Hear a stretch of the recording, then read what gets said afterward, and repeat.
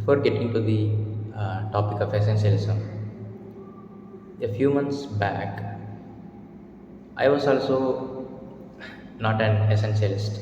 I mean, 6 months back, like that. I think I have to be best in dance. I can sing. I can play sports well. I can be good in academics. Like the mindset, I can do all that sticks with me. But when when I decided only concentrating on very few things, I progressed. But before that, I didn't even progress even an inch. But after that, when I concentrate in example in one of that is my fitness, I progress fast than many others. So what is essentialism? Essentialism is like less but better simply. It means not doing many things done. It's doing the right things done.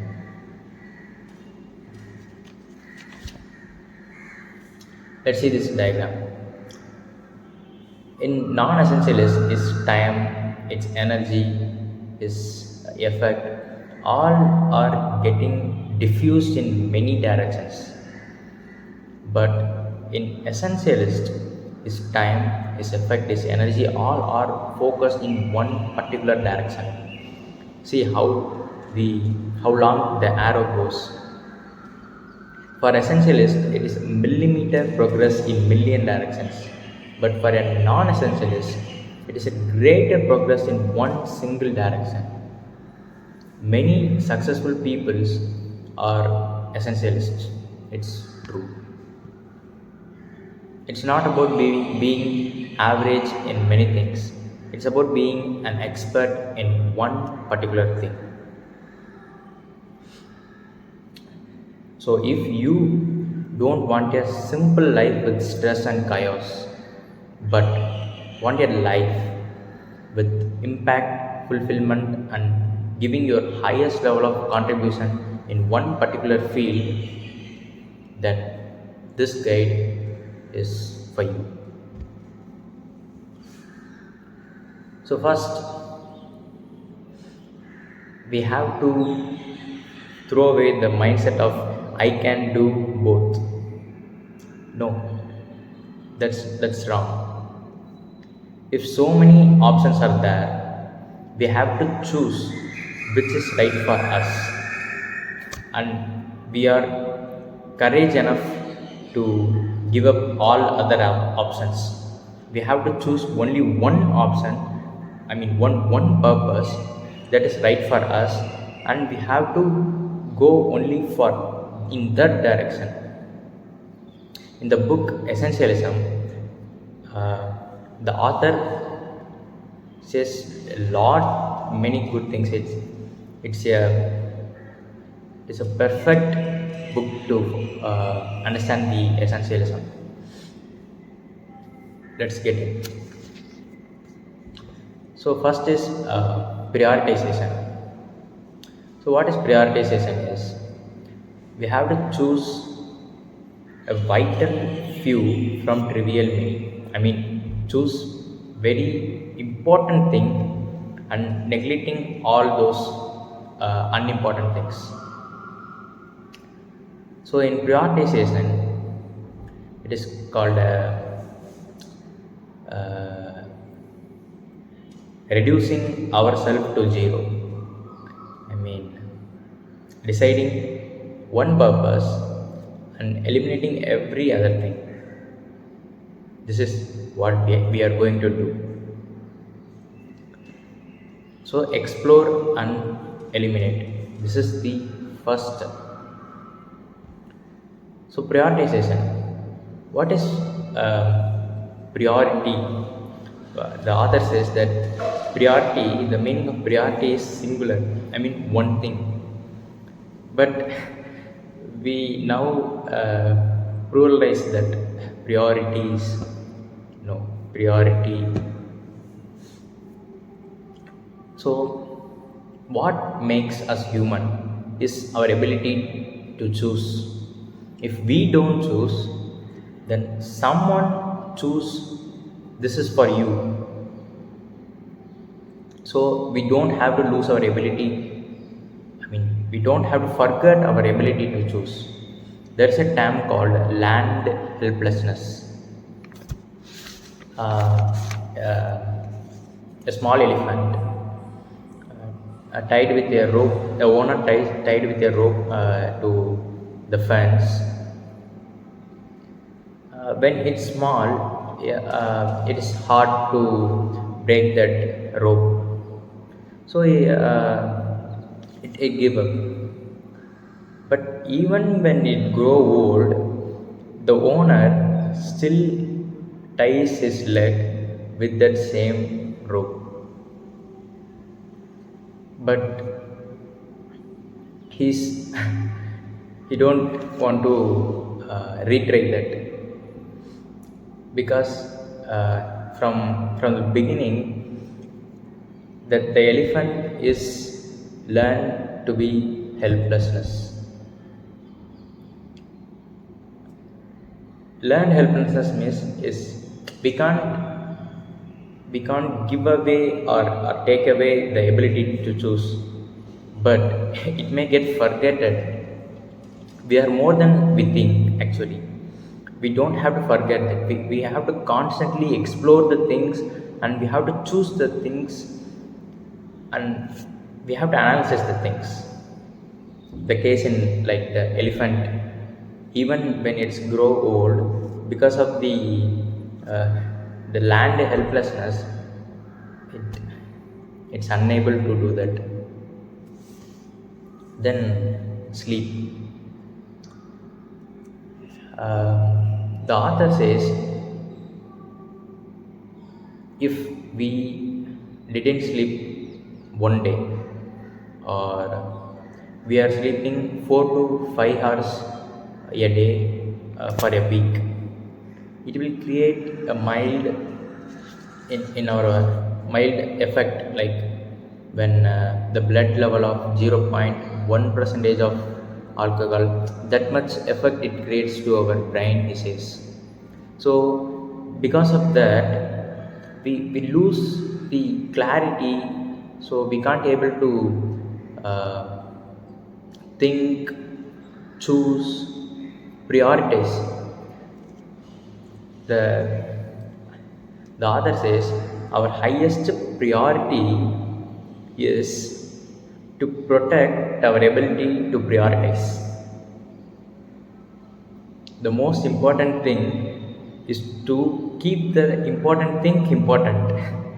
This is what author says.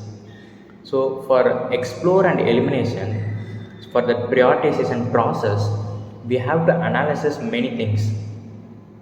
For that for that choosing vital few from trivial many, we have that mental clarity that comes from a better sleep. And some non-essentialist thinks that sleep will reduce our productiveness. We can decrease 1 hour of sleep and increase 1 hour of work, so we can work better. No, that idea is simply bullshit. If we sleep a full night good, that will seriously increase our productiveness and our mental clarity, our ability to choose. That's what's very important.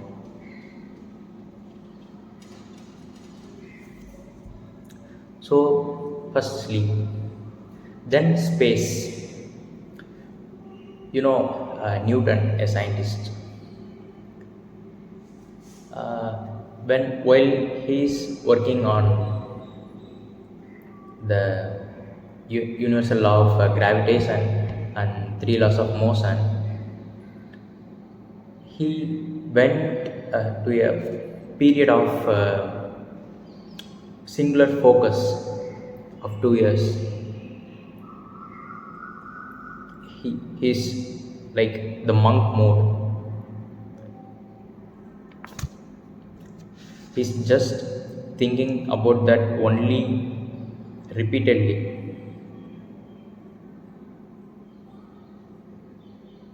So we have to give an uninterrupted space for concentration, for thinking.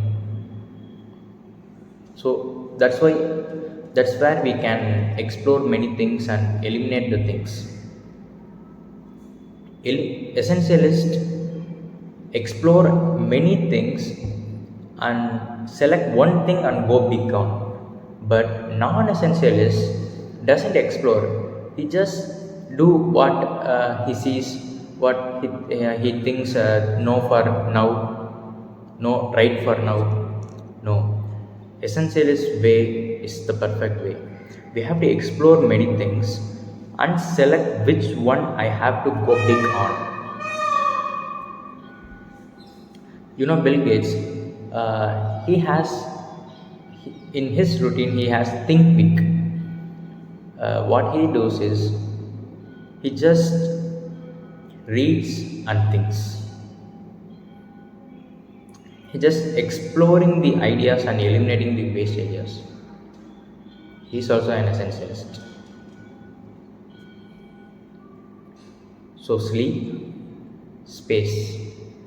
Then seeing the big picture. What is seeing the bigger picture is uh, we many are focusing in the minor things, not focusing on the major things that impacts that really impacts. Like in Pareto principle, the 80 percentage of the result comes from 20 percentage of the effect. So if we focus on that, we will surely get that 80 percentage of the results. But we have to find that. That's what exploring. So seeing the bigger picture. So what author tells us an example is in 1972, Eastern Airline flight 401 is getting crashed and many people died. What do you think the problem is? The plane is in perfect condition. Nothing is wrong with that. That's what the investigator says shocked. But what's the problem is the pilots while landing they are more concentrated on the landing gear indicator that is not worked when while landing, and they are thinking that it's not landing. What to do there? They're concentrating on that thing, but they didn't check the altitude meter. If they check that, they surely knows we are landing. And what happened is they landed too far from the airport and getting crashed. They can't handle that situation. So in our life also, we don't have to bother about that landing gear indicator. We have to concentrate on that altitude meter. I mean, seeing the bigger picture. It means for me, if I'm a YouTuber, I'm going to write the draft. Then I have to shoot. Which one is important? The more I spend time with my draft is not essential. Shooting this particular part is essential for me. Like first I am before, what I do is I first rough draft. Then after that I strike out that and do a fair draft. And after I write some minute points to to see and tell you. That's what I do. But after read that book, I jumped lastly to that final part. I just write that this point. So that's how I eliminate those tasks and completely focus on this particular thing.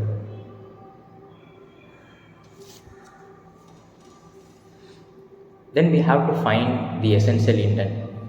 Now you explore many things, like uh, if you want to become this A, B, C, D, E, and you have to choose, not I'm going to do this both, I can do both. That mindset is a bullshit mind. Throw that away.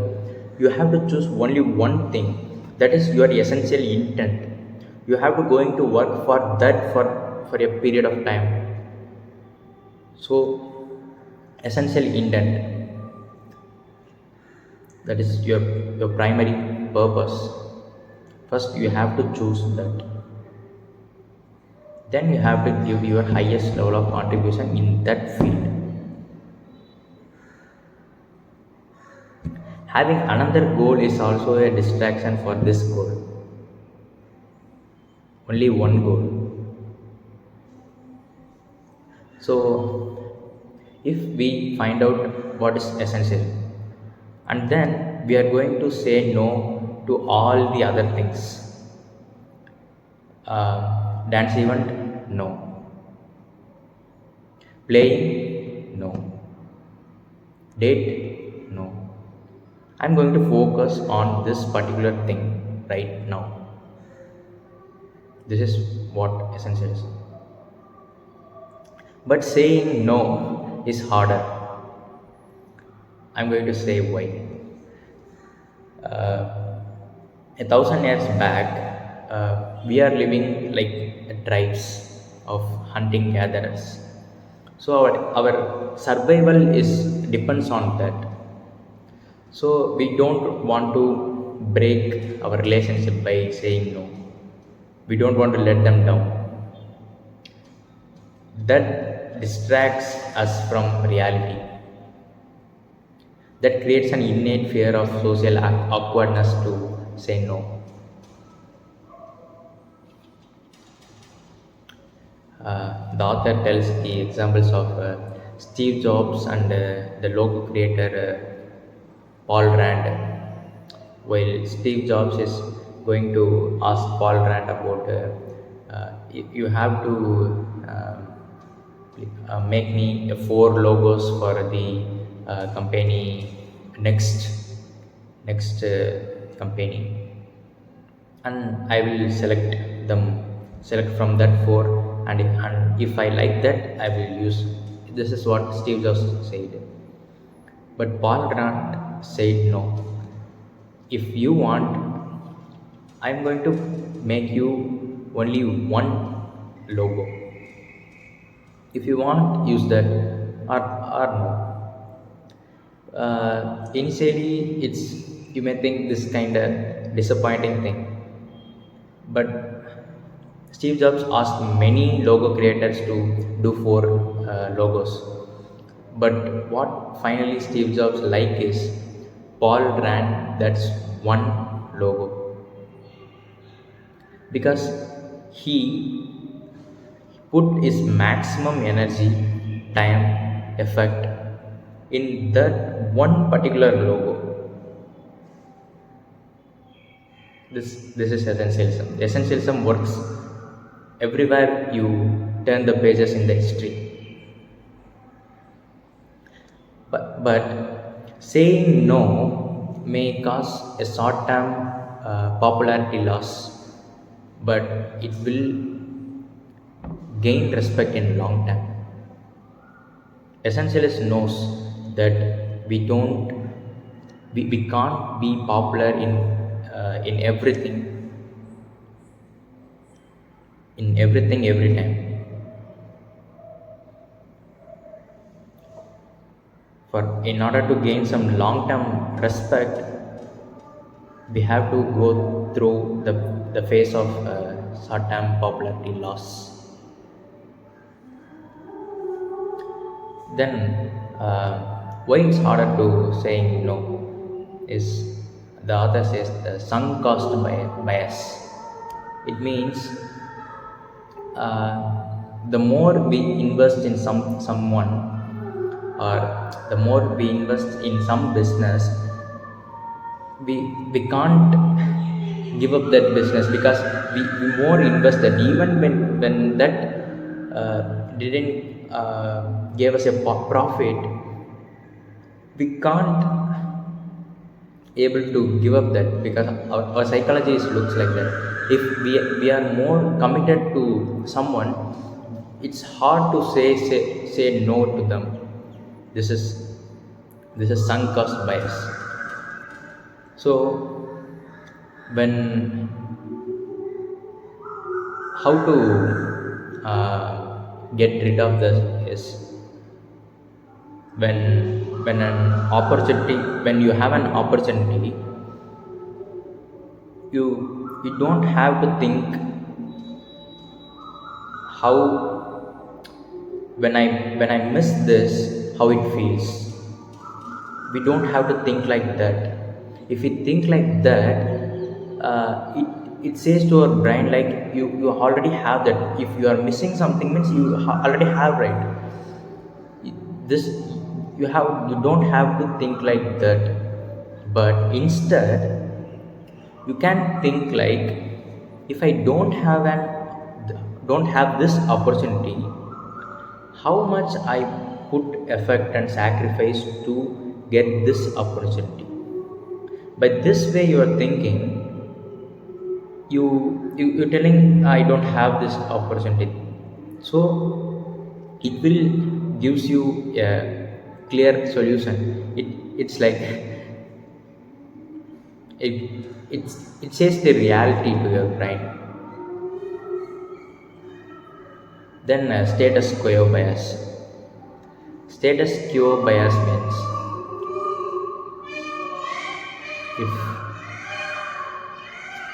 if something is already established, we we won't ask why. This is for what. We don't say for what. We just, if something is established, we simply follow that. This is what status quo bias. It's harder to say no when it's already established. The author says to do zero based budgeting. It means, while we are doing a budgeting, what we do is we compare previous month and this month. Yeah, previous month I got this. Now this. Okay, we have compared the cost, and that's this budgeting we do. But author says to do zero based budgeting. I'm not saying just for the grocery shop. We have to apply when it's for a to-do list, or while we are making decisions, that much. So while we comparing the previous this, it's hard to eliminate the unwanted, I mean non-essentials. When we write another time from the scratch, this is zero based budgeting. We starting from zero, like, I want this month this. When you see the previous month you have this, but you don't want this. Why, stupid, you are there, just throw it away. This is what zero based budgeting. Then if you are in a conversation with someone, and they are telling you to attend this meeting, or go for that, just pause for 5 seconds. Think, is this essential for me? And then react. But what is reverse pilot method is, you have to think, if I neglect this opportunity, is this negatively impacts me? If it's negatively impact my essential part, if not, then eliminate that.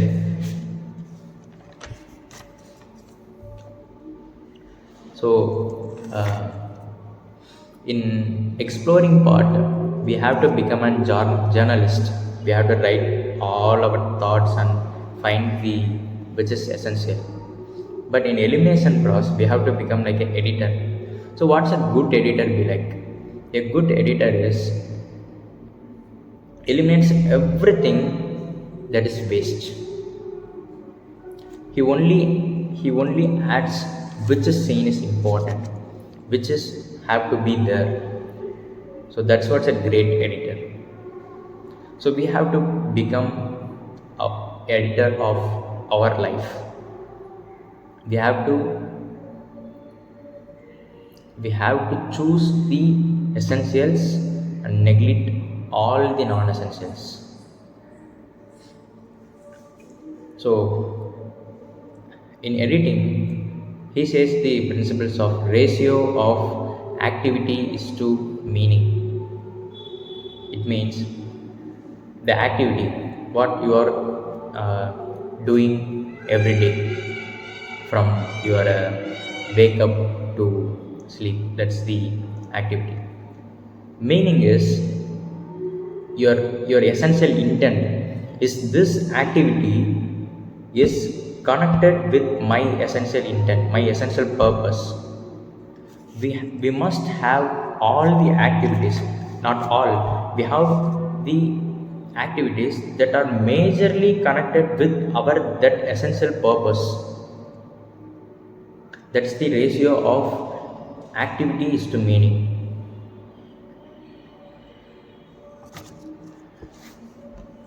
If while looking the ratio of the activities to meaning, you are finding some activity that is not linked, strictly linked with your that essential, that doesn't have any meaning, eliminate that. If it is not a clear yes, then it's a clear no. Then you have to set boundaries. Boundaries are like the walls of sand castle. If you let someone in, then everybody will crash down. That's what our author says. So we have to set ourselves a boundary. We don't have to get in anyone, or we also don't have to get into others' boundary. Essentialist thinks that setting boundary makes us limitless, but non-essentialist thinks that setting boundary limits us, but it's not true. Setting boundary from non-essentials, we only have to focus on the essentials. So we have to grow on that essential thing. If you helping someone, what happens is you are not helping them. You're decreasing their ability to solve their own problems. Consider two houses. One is you, another one is your neighbor, and you both have a garden, closely both have grass. The neighbor is not sprinkle water to his grass, but when you turn on your sprinkler, it pours water also to that side. So that's why that grass is not becoming brown, it's always fresh and green. So what that neighbor thinks, okay, I don't want to don't want to get that sprinkler, I don't have to pour water. This is what he thinks.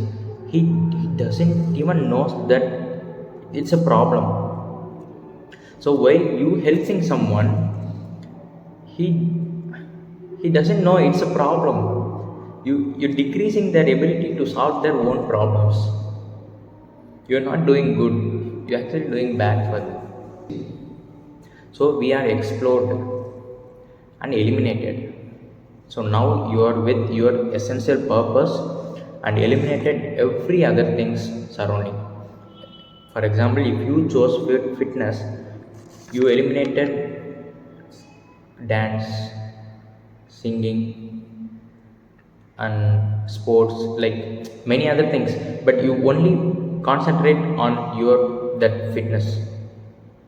That's the meaning. If you are a student, if you are only concentrating on academics and neglecting all other things, that's what your essential purpose means. So now execution. So be how you can give the highest possible level of contribution, how you can execute effortlessly. The author speaks about the buffer. So, what is buffer is that something that prevents bringing two things to in contact and harming each other.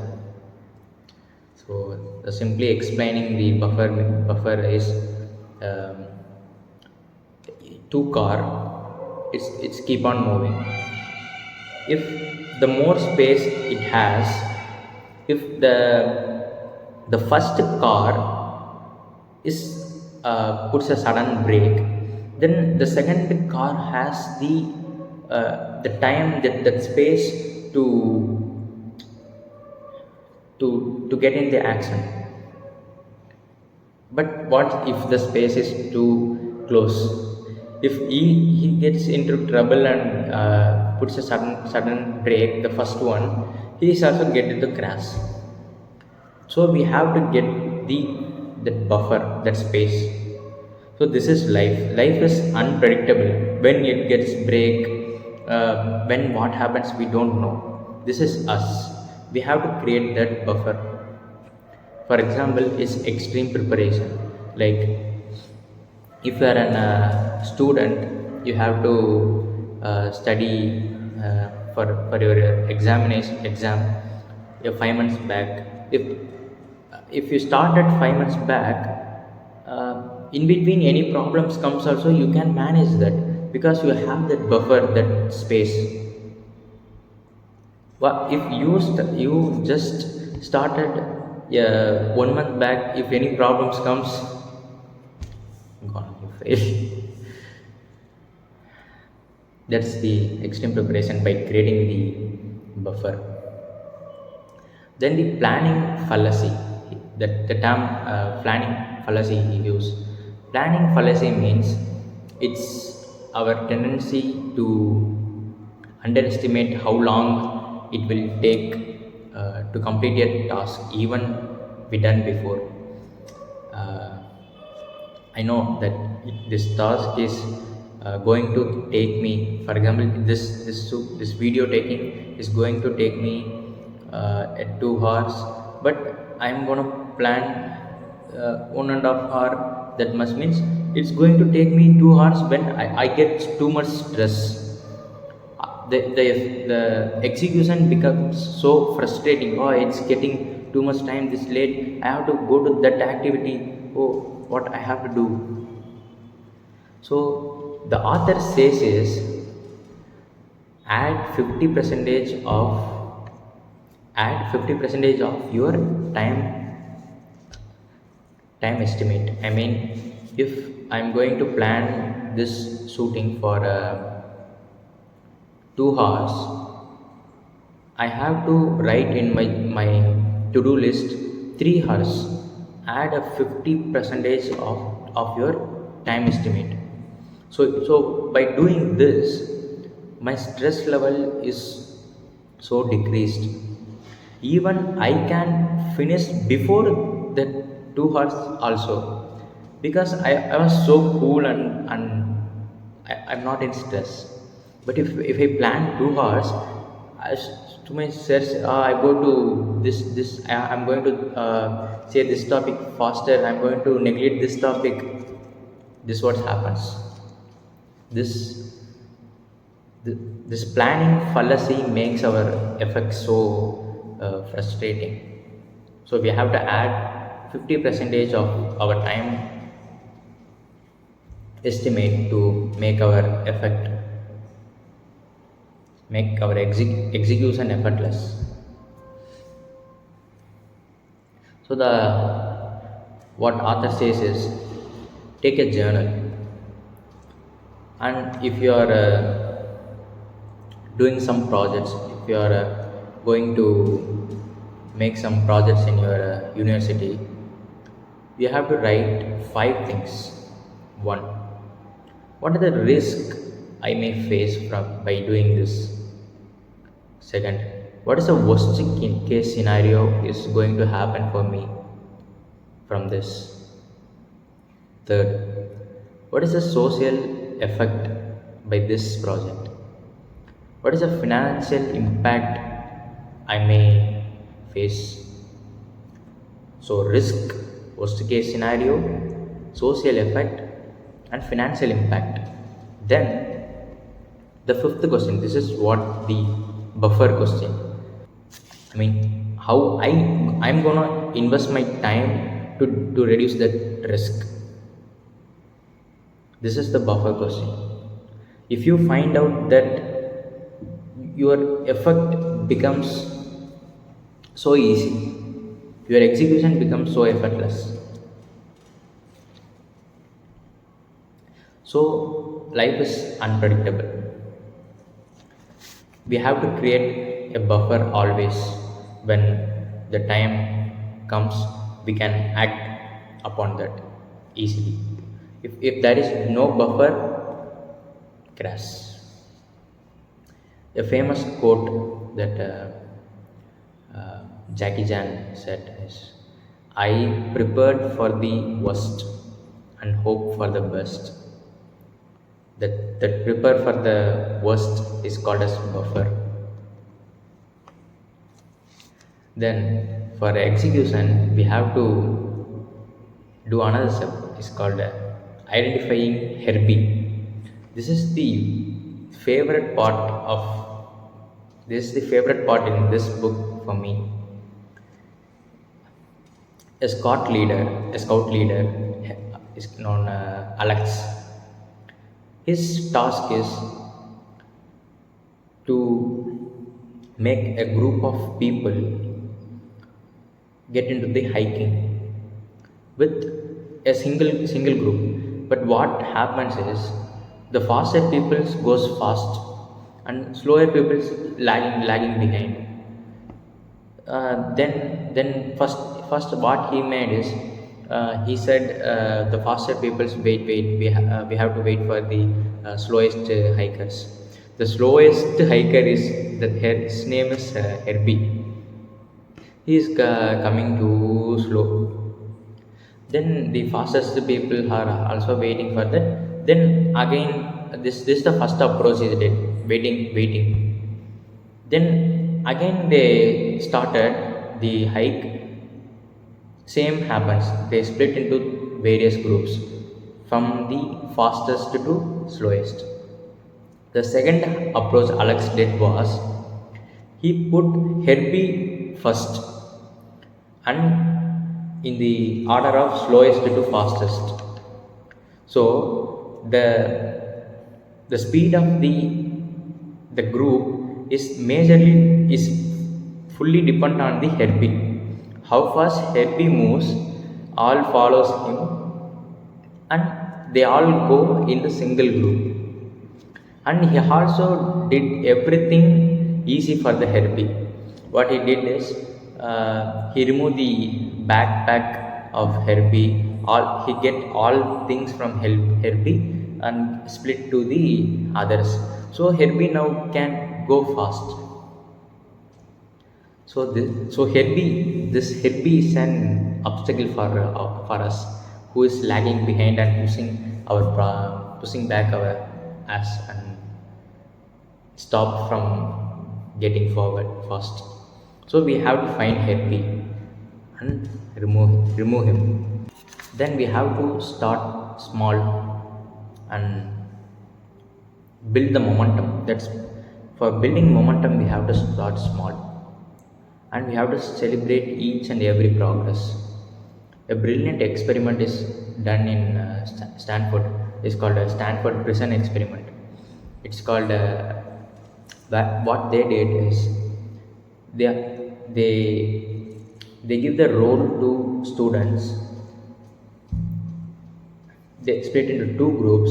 One group is prisoners, one group is the gods, and they constantly watching them. They're doing their role. After a few days, the mentality of the prisoners is the the prisoner role play of the students. The students actually get the depression, that that sadness, like same prisoners.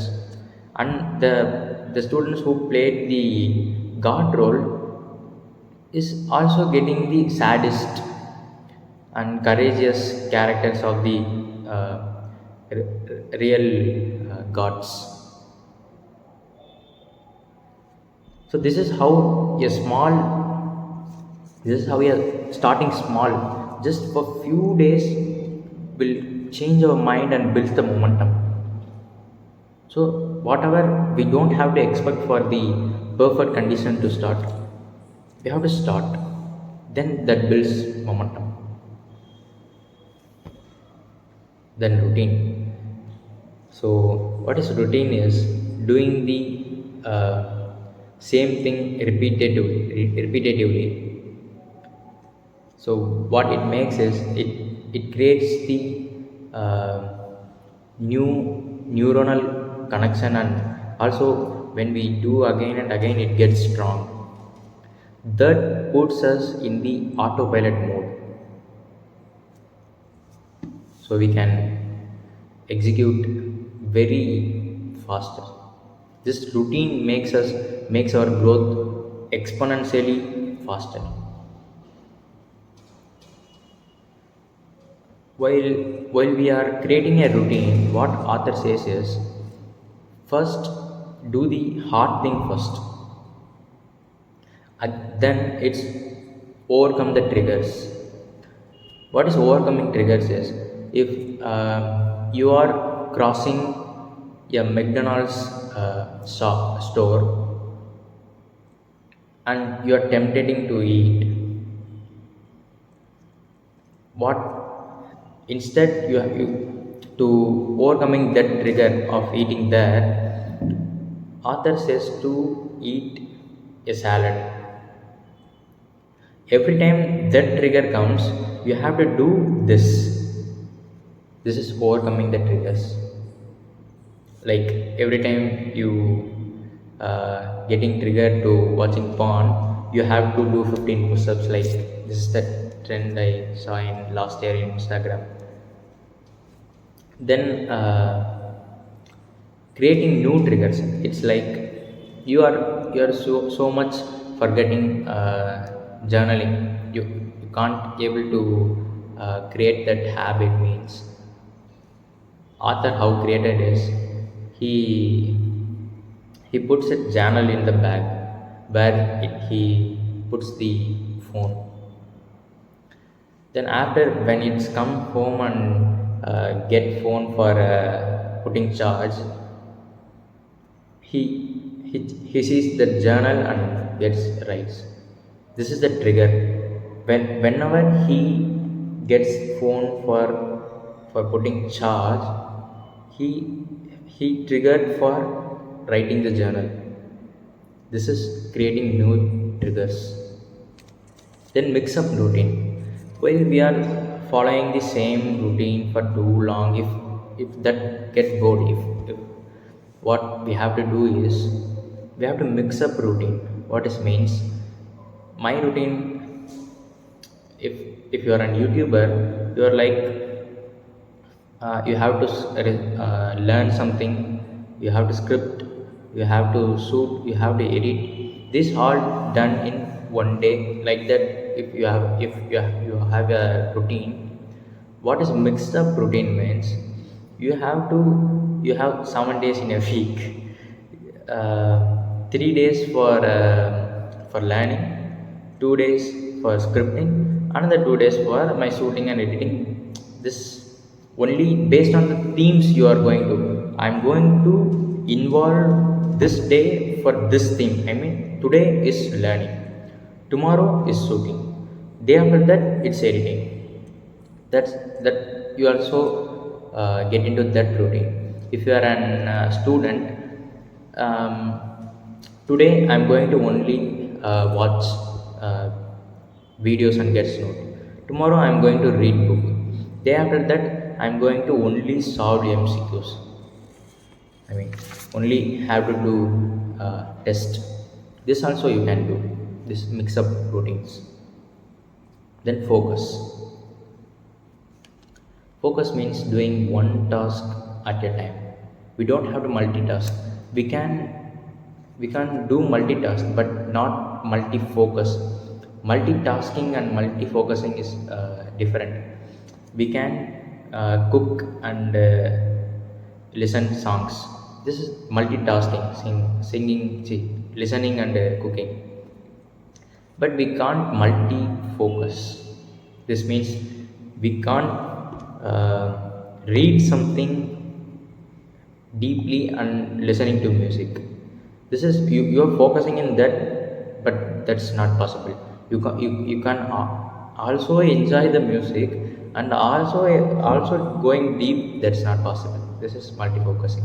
This is kind of bullshit. We have to be fully present on that moment. That is focus. We don't have to think about the past. We don't have to think about the future. We have to give fully at the moment. So if you are getting too many tasks, you are too much stressed for what task I have to do first. Then what author says is take the journal, write all the things that comes to your mind, what I have to do.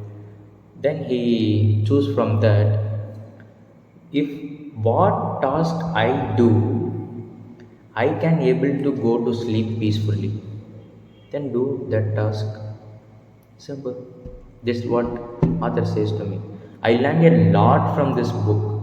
I'm going to implement all this. I want you also to join with me. That's why I'm telling this complete guide. Then um, focus. It's one task at a time, right? So in Greek, time has two words like chronos and kairos. Chronos means it's simply just time at 4 p.m., 5 p.m., 6 p.m. That's Kairos means the time where we fully present, where we fully focus on that particular moment at the moment that only matters. That is called Kairos. So author wants us to find out the that Kairos moment in our daily life, like reading, working out, like that. And what he says is we have to find out what are the triggers for this Kairos moment, what are the obstacles for this Kairos moment. If there is any obstacles for that Kairos moment, remove that. If any triggers, recreate that. You have to recreate many triggers for to get into that Kairos moment. That's where you fully lived. This is what execution part. And finally, the paradox of success. This means when we are approaching one thing and getting a good progress, and we are getting success, that success shows us many opportunities, many new options. If you're getting a success means that will open new options and new opportunities. That's the distraction. You don't have to distract in that new options and new opportunities. You have, for that you have to so clear and so hard with your that essential intent. You have to grab that essential intent with you. This is like our success may catalyst our failure if we get into the new options and new opportunities. And this is completely what I uh, learned in Essentialism book. And finally, we have to journal every single day. and we have to revisit the journal every 90 days once. We have at least take 1 hour to revisit fully, because the small things we made, that will make a cumulative effect in that period. We can see that in our journal.